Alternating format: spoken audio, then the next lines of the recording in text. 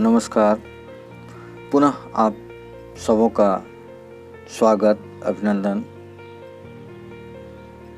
पिछले वीडियो में हमने देखा था कि ई विद्या वाहिनी में teacher profile update through mobile कैसे किए। अब इस वीडियो में हम ई विद्या वाहिनी में टीचर प्रोफाइल थ्रू वेब कैसे अपडेट करें, आइए इसको देखते हैं।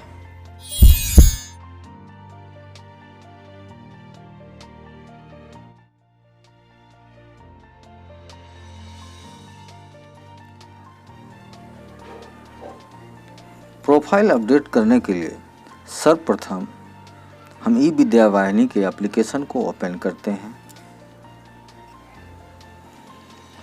ओपन करने के पश्चात टीचर मेनू को क्लिक करेंगे। यहाँ आप अपना यूनिक आईडी को डालें। डालने के बाद प्रोसीड बटन को क्लिक करें। अगर आपका एमपिन जनरेट नहीं है तो नीचे डिस्क्रिप्शन में लिंक है, कैसे जनरेट किया जाता है उसके बारे में आप वहाँ से जान सकते हैं। अगर फिर भी किसी प्रकार की कठिनाई है तो आप कमेंट बॉक्स में लिखें। जहाँ तक सहयोग होगा हम अपने तरफ से सही जानकारी आपको उपलब्ध कराएंगे। तो चलिए यहाँ अपना यूनिक आईडी डालें, प्रोसीड करें।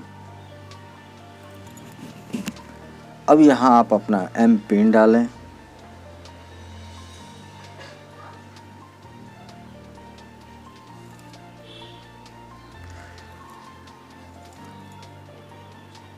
अब मास्टर डाटा में आएंगे।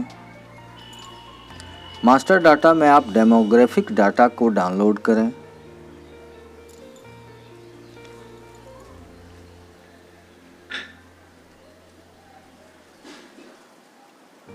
डेमोग्राफिक डाटा डाउनलोड के उपरांत प्रोफाइल डाटा को डाउनलोड करें। यहाँ से बैक चलेंगे। मास्टर डाटा डाउनलोड होने के बाद हम 3 डॉट पर क्लिक करेंगे। यहाँ आपका विद्यालय, आपका नाम, आपका विद्यालय का नाम। उसके बाद आपने पहले वीडियो में देखा था थ्रू मोबाइल अपडेशन कैसे करते हैं। आज हम देखेंगे थ्रू वेब कैसे करते हैं।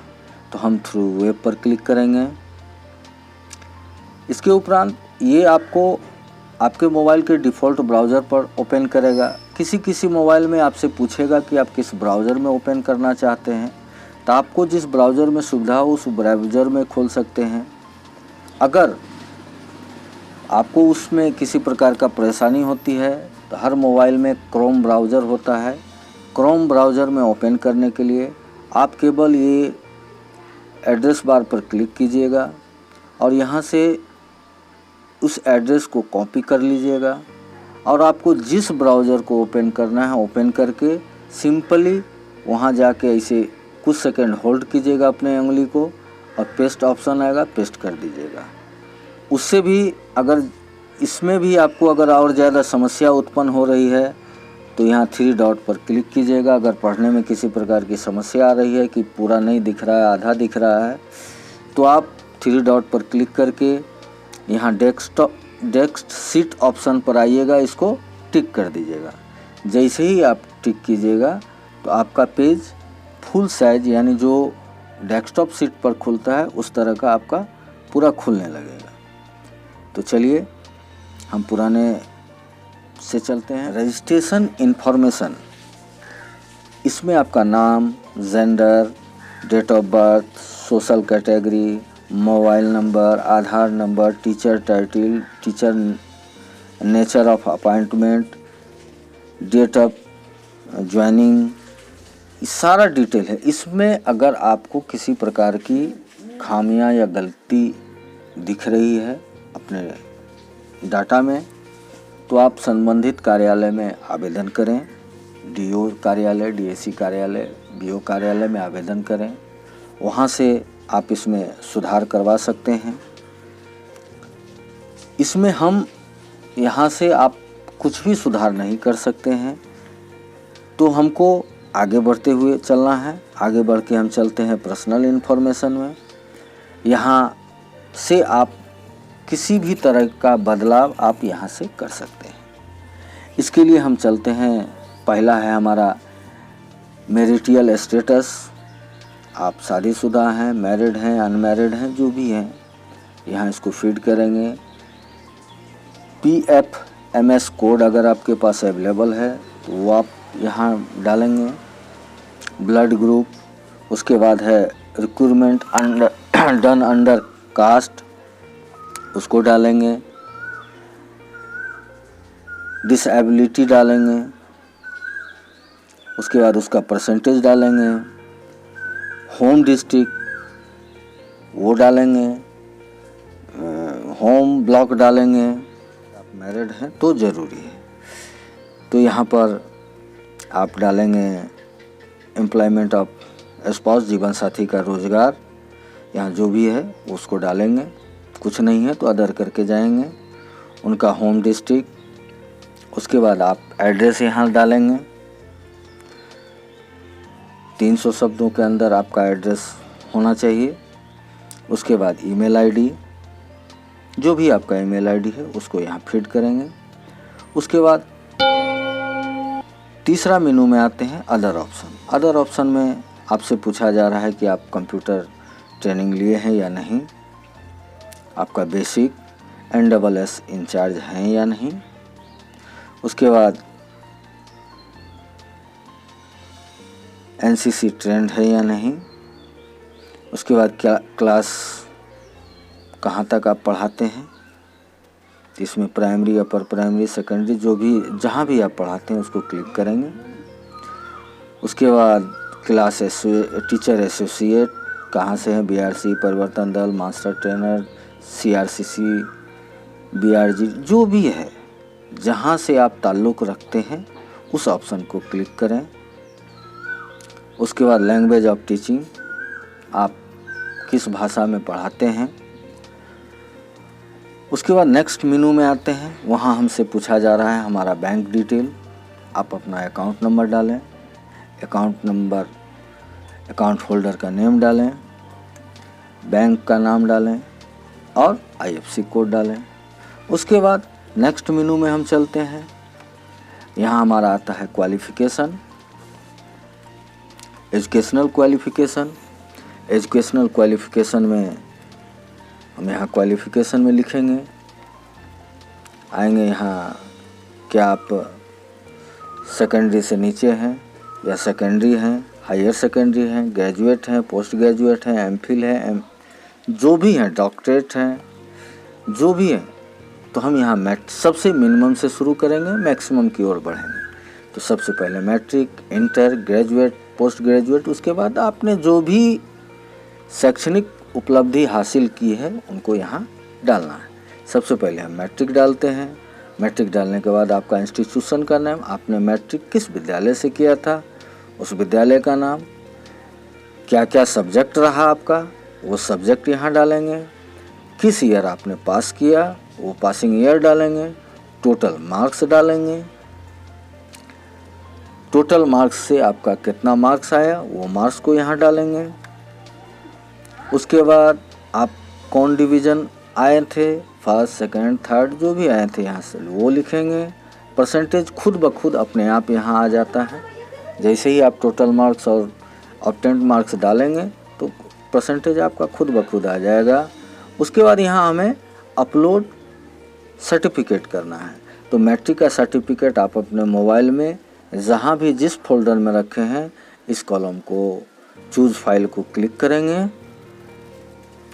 चूज़ फाइल पर क्लिक करने के बाद आप जहाँ भी रखे हैं वो ऑप्शन आपसे पूछा जाएगा कि आप कहाँ रखे हैं। जहाँ भी रखे हैं उसको आप सोर्स दिखाइए और जैसे ही सोर्स दिखाइएगा इस पर अपलोड हो जाएगा। अब हमारा मैट्रिक हो गया। अब आता है कि अब हम इंटर कहाँ भरें। इंटर भरने के लिए आप ये ब्लू कलर का जो प्लस का चिन्ह बना हुआ है उस ब्लू को टिक करेंगे। जैसे ही टिक करेंगे तो आप देख रहे हैं कि एक सेम वैसा ही बॉक्स ओपन हो गया। अब इसमें हमने सेकेंडरी फर्स्ट वाले में डाला, सेकंड वाला में हायर सेकेंडरी डालते हैं। फिर हम उसी तरह जिस स्कूल से हमने पास किया वो स्कूल का नाम, कॉलेज से किया था तो कॉलेज का नाम, उसके बाद क्या सब्जेक्ट आपका रहा, किस ईयर, सेम टू सेम वही कॉलम है। आपको इंटर में जो आपने जिस ईयर को पास किया जितना मार्क्स है उसको भरते हुए आगे बढ़िएगा। फिर यहाँ से चूज फाइल करके आप इसमें जो आपका पीडीएफ जहाँ रखा हुआ है उस पीडीएफ को यहाँ अपलोड करेंगे। अब हमें ग्रेजुएशन की ओर बढ़ना है। फिर यहाँ ब्लू क्लिक पर प्लस दबा के ग्रेजुएट कर ली।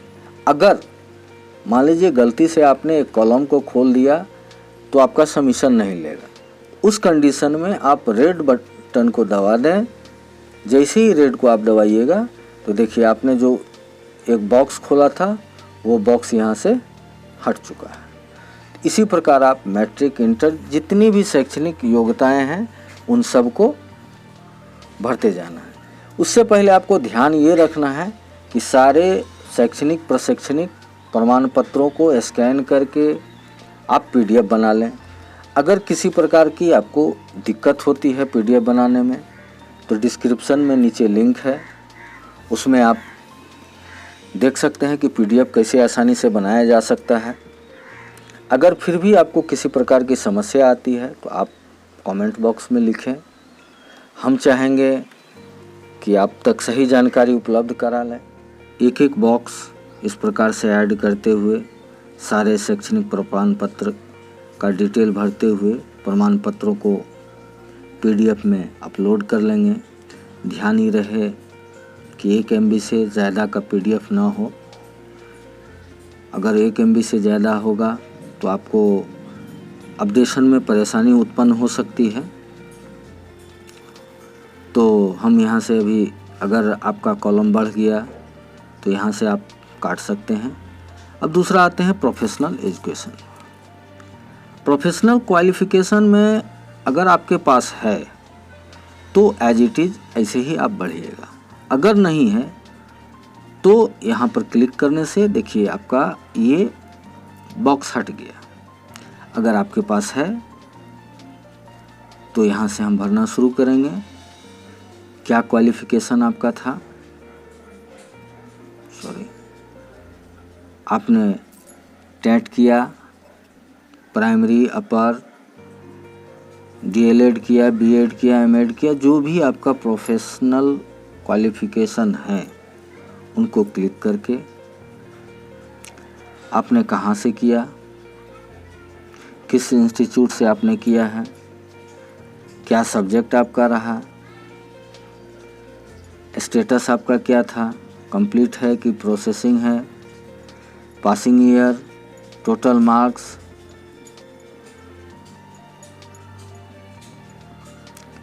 डिवीज़न,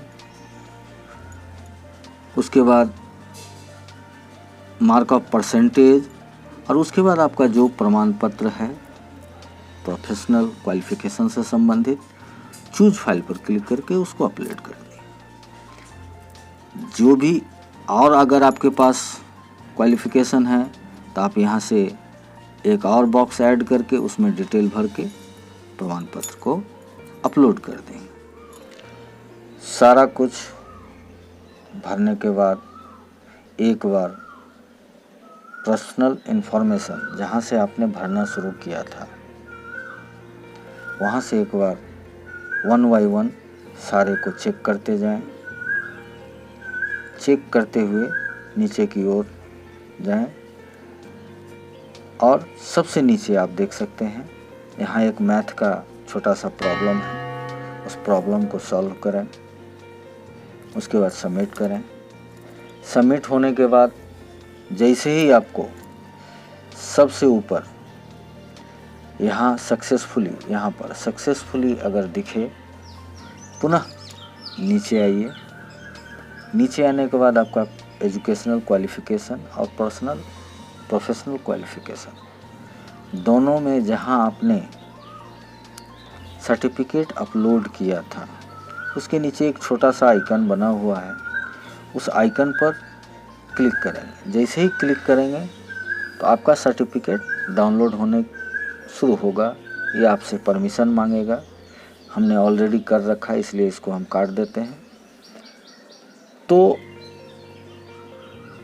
उस सर्टिफिकेट को आप ओपन करके देख लें कि आपने सेकेंडरी का क्वालिफिकेशन सर्टिफिकेट को डाउनलोड किया था, तो सेकेंडरी में सेकेंडरी का सर्टिफिकेट है या नहीं, हायर सेकेंडरी में हायर सेकेंडरी का सर्टिफिकेट है या नहीं। अगर हो सकता है कि मैट्रिक का इंटर में, इंटर का मैट्रिक में हो सकता है, ये टेक्निकल इशू उत्पन्न हो सकती है। वैसे कंडीशन में आप पुनः सर्टिफिकेट अपलोड कर दें और फिर से सबमिट बटन को यहाँ से दबाएं। निश्चित ही आपका सफलतापूर्वक सक्सेसफुल हो जाएगा। अगर फिर भी अपडेशन में किसी प्रकार की समस्या आपको उत्पन्न हो रही है तो आप नीचे कमेंट बॉक्स में लिखें, हम कोशिश करेंगे आप तक सही जानकारी उपलब्ध करा सकें। आज के लिए बस इतना ही, मिलते हैं अगले वीडियो में एक नई जानकारी के साथ। तब तक के लिए आज्ञा लें। धन्यवाद। आपका दिन शुभ हो।